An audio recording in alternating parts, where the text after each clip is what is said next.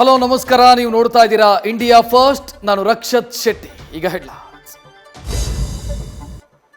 ಕರುನಾಡಲ್ಲಿ ಮೊದಲ ಹಂತದ ಲೋಕಸಭಾ ಯುದ್ಧಕ್ಕೆ ಕ್ಷಣಗಣನೆ ಶುರುವಾಗಿದೆ. ಫಸ್ಟ್ ಫೇಸ್ನಲ್ಲಿ 14 ಕ್ಷೇತ್ರಗಳಿಗೆ ನಾಳೆ ವೋಟಿಂಗ್ ನಡೆಯೋದಕ್ಕಿದೆ. ಪ್ರಜಾಪ್ರಭುತ್ವದ ಮತದಾನದ ಹಬ್ಬಕ್ಕೆ ಬೂತ್ಗಳಲ್ಲಿ ಭರ್ಜರಿ ಸಿದ್ಧತೆ ನಡೀತಾ ಇದೆ. ವಿವಿಪ್ಯಾಟ್, ಇವಿಎಂ ಜೊತೆ ಸಿಬ್ಬಂದಿ ಮತಗಟ್ಟೆಗೆ ತೆರಳಿದ್ದಾರೆ.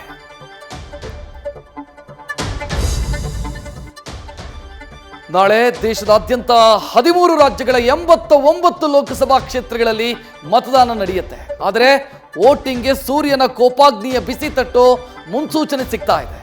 ನಾಳೆ ಕರ್ನಾಟಕ ಸೇರಿ ಹಲವು ರಾಜ್ಯಗಳಲ್ಲಿ 2 ರಿಂದ 3 ಡಿಗ್ರಿ ಸೆಲ್ಸಿಯಸ್ ಉಷ್ಣಾಂಶ ಹೆಚ್ಚಾಗೋ ಸಾಧ್ಯತೆ ಇದೆ.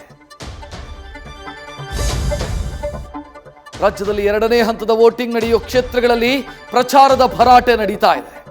ಬೆಣ್ಣೆನಗರಿಯಲ್ಲಿ ಗಾಯತ್ರಿ ಸಿದ್ದೇಶ್ವರ್ ಪರ ಬಿಜೆಪಿ ಸಾರಥಿ ಅಬ್ಬರದ ರೋಡ್ ಶೋ ನಡೆಸಿದ್ದಾರೆ. ಬೀದರ್ನಲ್ಲಿ ಪ್ರಜಾಧ್ವನಿ ಯಾತ್ರೆಯ ಜಾತ್ರೆಯಾಗಿದೆ. ಕೈ ಅಭ್ಯರ್ಥಿ ಪರ ಸಿದ್ದು ಖರ್ಗೆ ಪ್ರಚಾರ ಮಾಡಿದ್ದಾರೆ. ಮೊದಲ ಹಂತದ ಚುನಾವಣೆಯಲ್ಲಿ ಅಬ್ಬರಿಸಿದ ಹೈ ನಾಯಕರು ಮತ್ತೆ ಕ್ಯಾಂಪೇನ್ಗೆ ಸಜ್ಜಾಗಿದ್ದಾರೆ.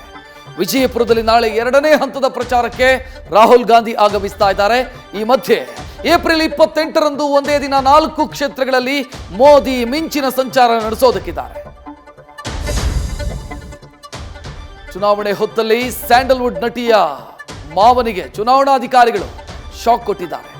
RR ನಗರದಲ್ಲಿರೋ ಅಮೂಲ್ಯ ಮಾವ ರಾಮಚಂದ್ರ ಮನೆಯ ಮೇಲೆ ರೇಡ್ ಮಾಡಿ ಶೋಧ ನಡೆಸಿದ್ದಾರೆ.